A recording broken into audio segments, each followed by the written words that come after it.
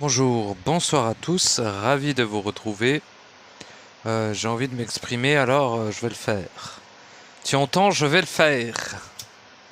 Alors, de quoi on va parler, aucune idée, on verra bien. On verra bien, comme d'habitude. Nous sommes à l'origine de toute chose. Cette phrase, hors contexte, est tout aussi valable qu'à l'intérieur du contexte dans lequel elle est citée. Ce n'est pas une phrase anodine, ce n'est pas une façon de dire ou une façon de parler. Ce n'est pas une vision, ce n'est pas une croyance, ce n'est pas un point de vue. Nous sommes à l'origine de toute chose. Quand je dis toutes, c'est toutes. Alors, à partir de là, vous pouvez concevoir, voir, capter. Au-delà de concevoir le fait, c'est de le capter, de le vivre. Le fait que nous avons engendré la matrice artificielle. Nous avons engendré l'enfer, le paradis, les anges, les archanges, les démons, les archdémons. Nous avons engendré les entités astrales, les faux guides de lumière, les nains, les elfes, tout le bestiaire de l'astral. Nous avons engendré les morts, le plan des morts.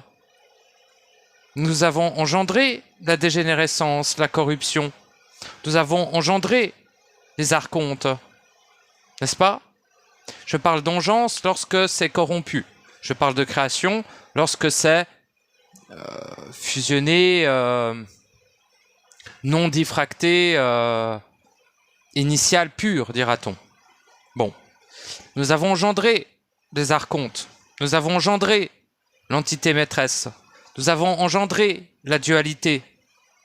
Par quoi? Par la diffraction de notre vibration initiale. Tout simplement.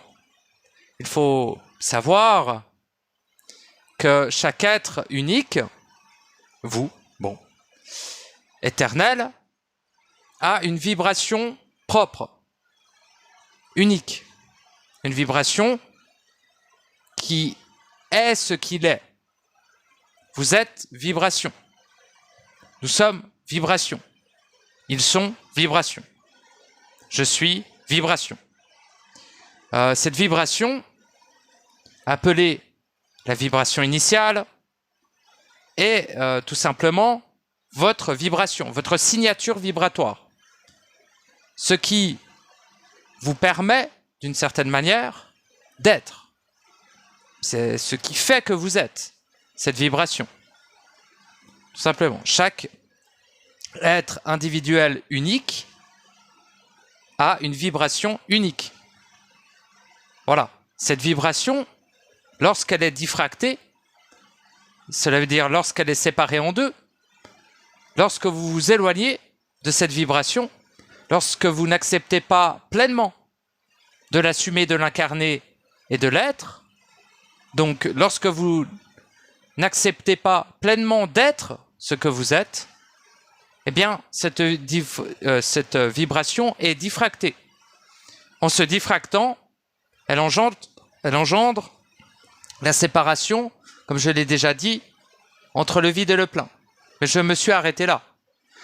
On pourrait déconstruire et dézoomer sur toute la diffraction pour donner le résultat de l'engeance de la souffrance, des peurs, des doutes, de la colère, de toutes les émotions d'ailleurs. Les émotions étant des sentiments diffractés. Les sentiments étant des vibrations diffractées. Donc, à partir de ce, non pas point de vue, mais cet état de fait,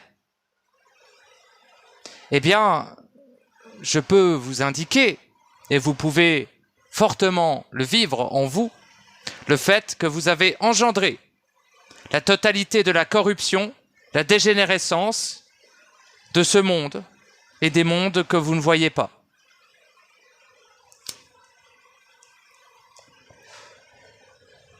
Nous sommes à l'origine de la création et de l'engeance de toute chose.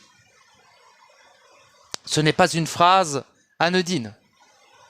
Cette phrase permet, lorsqu'elle est vécue pleinement, dans son réel individuel, d'assumer la conséquence colossale, je le rappelle, colossale, de sa diffraction.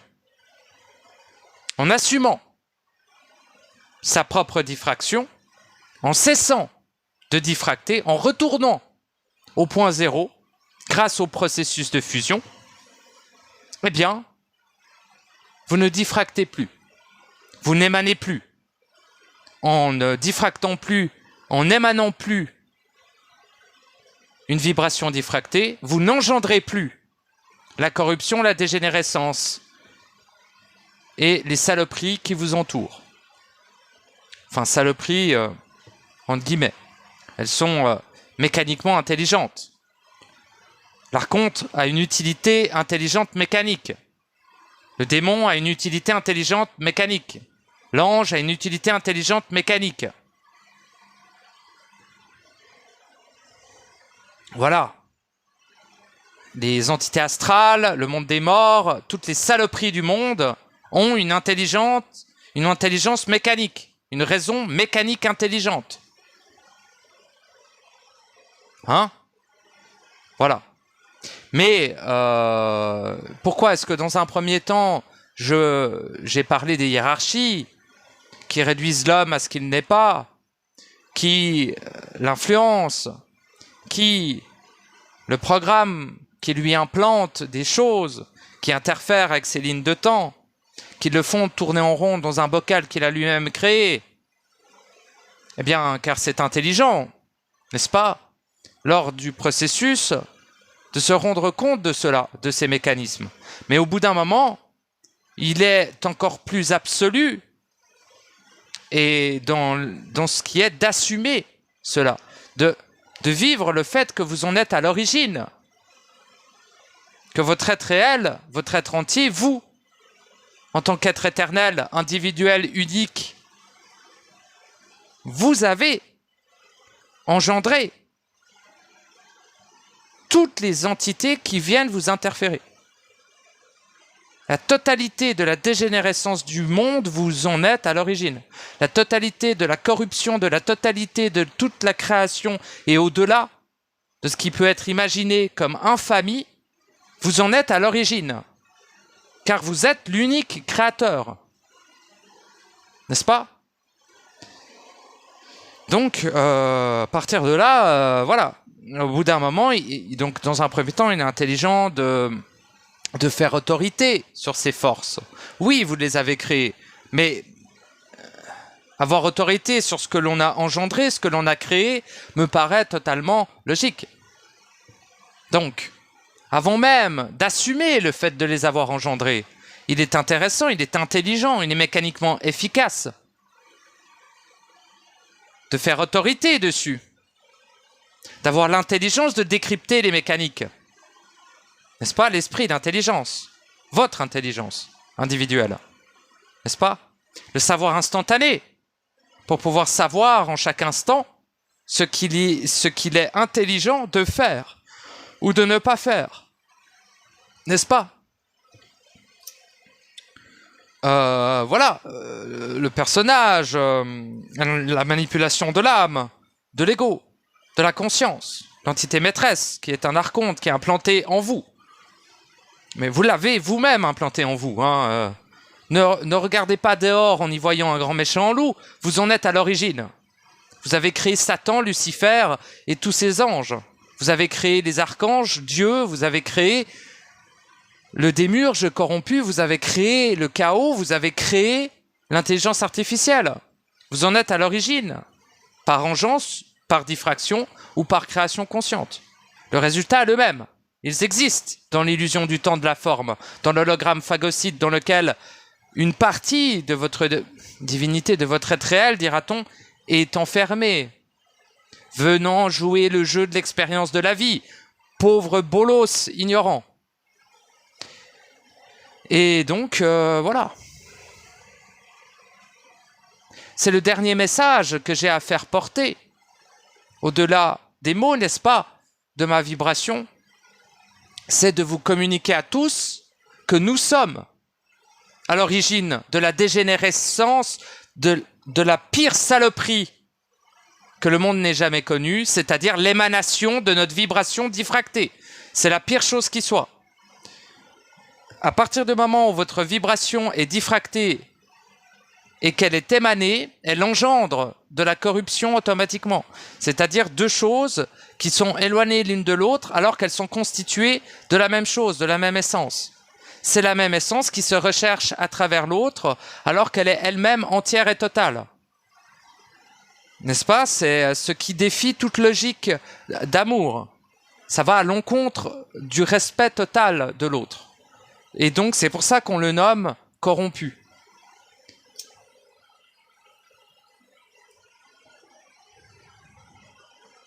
Et vous qui vivez des émotions de joie, de félicité, ne voyez-vous pas à quel point elles sont diffractées? Ne voyez-vous pas à quel point elles sont éloignées du centre? Ces fameuses émotions de joie. Merveilleux, merveilleux. Mes pauvres petits. Jamais vous ne retournerez au réel. Jamais vous ne serez pleinement si vous êtes téléguidé par la joie qui nourrit les êtres diffractés de la polarité positive. C'est-à-dire toute la hiérarchie angélique, toute la hiérarchie du haut astral, toute la hiérarchie supramentale et toute la hiérarchie morantielle, qui se nourrit tels des vampires assoiffés de vos émanations émotionnelles de joie et tout ce qui est positif. Pareil, lorsque vous êtes dans des émotions négatives, ce sont l'autre polarité qui vont se nourrir de vous. Les hiérarchies démoniques, les hiérarchies du bas astral, les hiérarchies des enfers, entre guillemets, les hiérarchies archontiques, les hiérarchies du chaos, etc. Donc, que vous ayez des émotions positives ou négatives, vous êtes de la nourriture, alors que vous avez vous-même créé ce qui vient se nourrir de vous. N'est-ce pas cocasse? Mais vous l'avez engendré par diffraction. Lorsque vous retournez à votre point zéro, lorsque vous retournez au centre, lorsque vous retournez à votre réel, lorsque vous cessez de diffracter, que vous cessez d'émaner, cette vibration diffractée justement, eh bien là, vous cessez d'engendrer la corruption, la dégénérescence et la dualité. De ce fait, ce qui revient à vous revient pour être dissous une bonne fois pour toutes. Puis, il n'y a plus d'être corrompu qui peut vous atteindre, car vous n'en êtes plus individuellement à l'origine. Il n'y a que sa propre création qui peut nous toucher, sachez-le. Bon. Et pour ceux qui croient que l'amour suffit, bravo, je vais vous donner un petit cookie, vous êtes des bons petits toutous. Non, je suis malheureusement navré de vous dire que l'amour ne suffit pas ici. L'amour se suffit à lui-même dans le réel, évidemment. Tout n'est qu'amour, tout n'est que félicité, tout n'est que paix, tout n'est que agapé dans le réel. Ce n'est pas le cas dans l'illusion diffractée qui a été engendrée par l'éloignement de votre être avec vous-même. Vous, vous êtes éloigné de vous-même. Vous vous êtes éloigné de votre centre. N'est-ce pas? Pour diverses raisons qui vous regardent au niveau individuel. Vous êtes le seul à le savoir. Je ne puis le dire.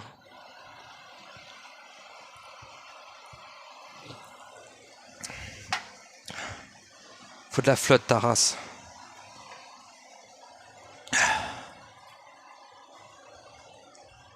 Donc voilà le message que j'avais à exprimer ce soir.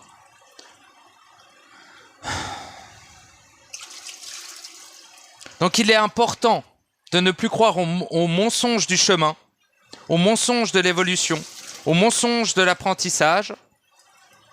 Il faut arrêter de voir des ennemis à l'extérieur alors que vous en êtes à l'origine, n'est-ce pas? Et ne pas se flageller pour cela. je vous rappelle que ce monde, les conséquences de ce monde, les souffrances de ce monde et tout ce qui constitue ce monde n'a absolument aucune importance, n'existe pas. Vous êtes hypnotisé et amnésique dans un monde engendré et non pas créé. Vous n'êtes pas dans la création originelle. N'est-ce pas? Pour le réel, ce monde n'existe même pas. Il existe à partir du moment où vous diffractez. Et là, vous rentrez dans le monde de la diffraction, qui est ce monde-ci. Ce que les humains appellent la Terre, l'univers, la vie. Il n'y a rien de vivant ici, il n'y aura jamais rien de vivant ici. La seule chose vivante ici, si je puis me permettre l'exception, c'est votre étincelle. L'étincelle est vivante. Vivant. Féminin, masculin, on s'en bat les couilles. Voilà. Je cherche mon feu, il est où ta race de putain, va. Donc, tout simplement. Il est où le feu, ta race de pute? Tu crois que j'ai que ça à branler? Ah non, de Dieu que ça. Bon, bah je vais me démerder pour allumer une flamme autrement. Allez. Oui. Ouais, bien. Donc voilà. Assumez. Il est temps. Nous sommes, enfin plutôt vous, parce que ça ne me concerne pas, vous êtes à la fin du cycle. Vous êtes à la fin du cycle de la dégénérescence.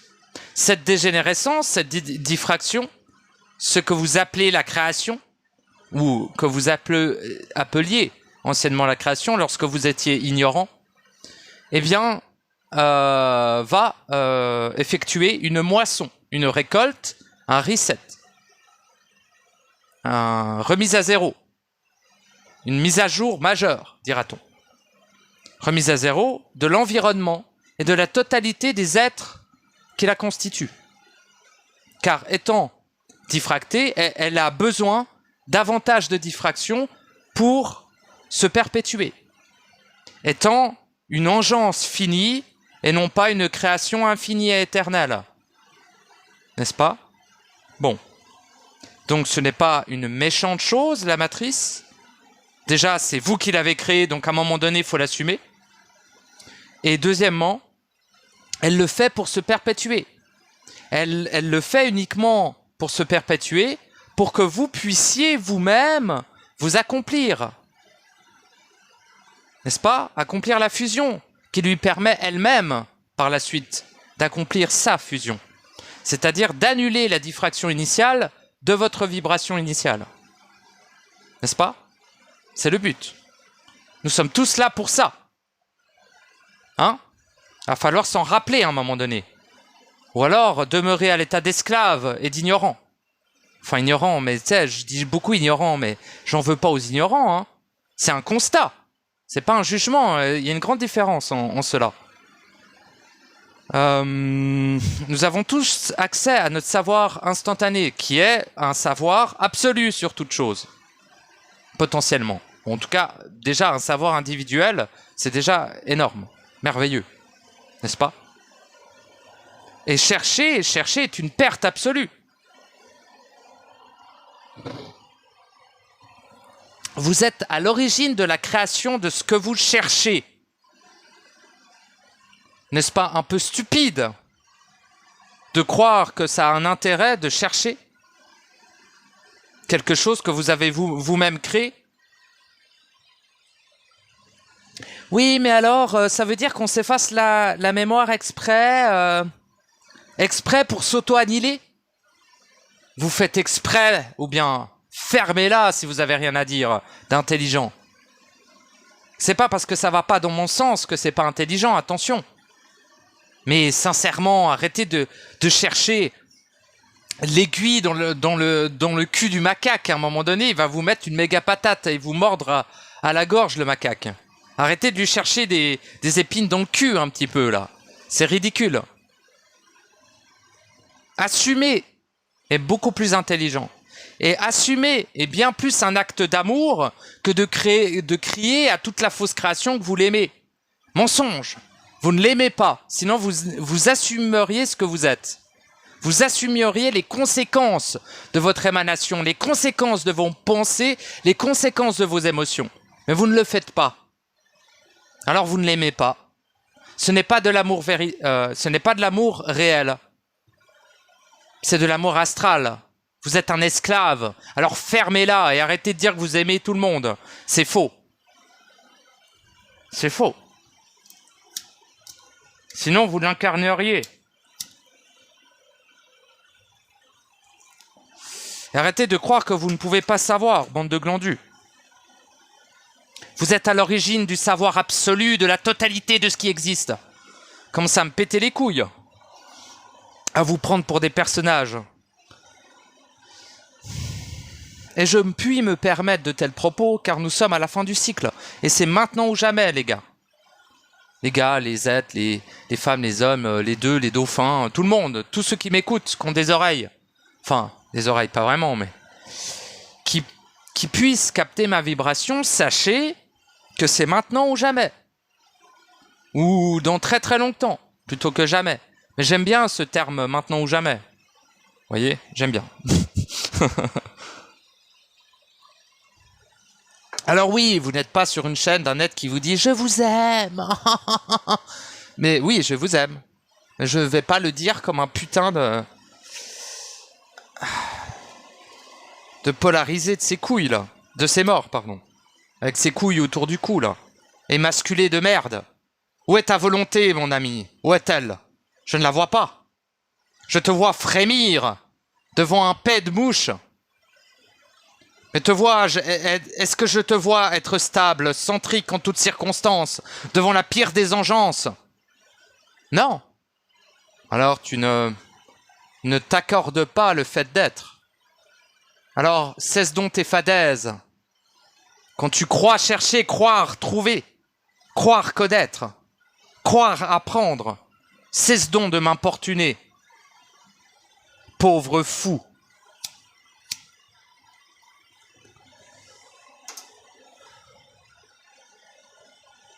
Le réel est en toi. La clé est en toi. Le chemin mène à toi. À soi, mais à toi, quoi. Vois-tu?